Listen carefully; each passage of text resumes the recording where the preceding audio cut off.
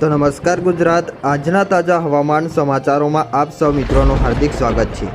ગુજરાતમાં ચોમાસું ફરી એકવાર ગતિ પકડશે, ભારે વરસાદના ઝાપટા જોવા મળશે અને ફરીથી મેઘરાજા તોફાની બેટિંગ કરતા જોવા મળવાના છે। અત્યારે હાલ તો ગુજરાતના ઘણા ભાગોની અંદર વાદળછાયા વાતાવરણ વચ્ચે મિત્રો વરસાદના ઝાપટા યથાવત જોવા મળ્યા છે, પરંતુ વરસાદની સિસ્ટમ સક્રિય થઈને ગુજરાત તરફ આવશે ત્યારે ગુજરાતની અંદર 25 થી લઈને 30 તારીખ દરમિયાન ઘણા ભાગોની અંદર ભારે વરસાદની આગાહી કરવામાં આવી છે। વધુમાં જાણીએ તો રાજ્યના કેટલાક વિસ્તારોની અંદર વરસાદી માહોલ જોવા મળ્યો છે, ત્યારે હવામાન વિભાગની આગાહી અનુસાર આ રાજ્યમાં વેસ્ટર્ન ડિસ્ટર્બન્સ અને મોન્સૂન ટ્રફ સક્રિય છે। આ સિસ્ટમના કારણે આગામી 6 દિવસ રાજ્યમાં સામાન્યથી મધ્યમ વરસાદની આગાહી કરી છે। હવામાન વિભાગે રાજ્યના તમામ જિલ્લાઓની અંદર હળવાથી મધ્યમ વરસાદની પણ આગાહી કરી છે।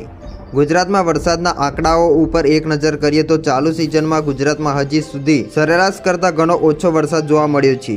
રાજ્યમાં અત્યાર સુધી સરેરાશ 255.7 mm વરસાદ થવો જોઈતો હતો, જેની સામે માત્ર 137 mm વરસાદ નોંધાયો છે, એટલે કે સમગ્ર રાજ્યમાં અત્યાર સુધી 32% વરસાદની ઘટ જોવા મળી છે।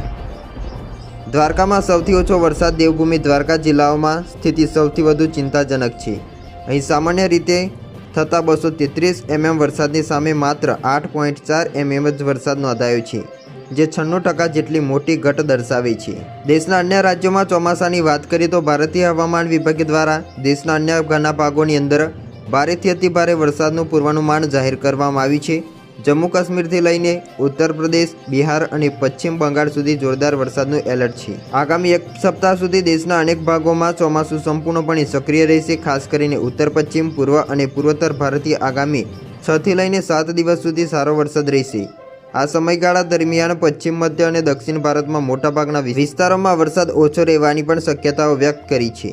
અને હવામાન નિષ્ણાત અંબાલાલ પટેલની પણ આગાહી સામે આવી છે। આગામી 21 જુલાઈની આસપાસ બંગાળના ઉપસાગરમાં એક નવું વહન સક્રિય થવા જઈ રહ્યું છે, અને જેના કારણે 21 થી લઈને 25 જુલાઈ દરમિયાન રાજ્યના વિવિધ ભાગોમાં સારો વરસાદ થવાની પૂરી શક્યતા વ્યક્ત કરી છે।